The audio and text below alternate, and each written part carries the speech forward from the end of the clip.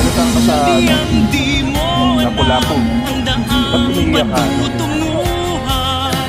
Ang tama at dapat gawin ay laging lumaban. Ano ka na? Anong school mo sa Lapu-Lapu? Ito ay Baka minsan anong lang grade ka na? ang hamon ng mundo. Yung pangarap mo?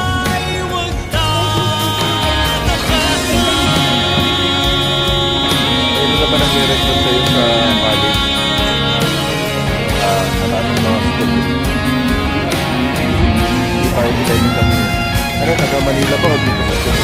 Di ang di mo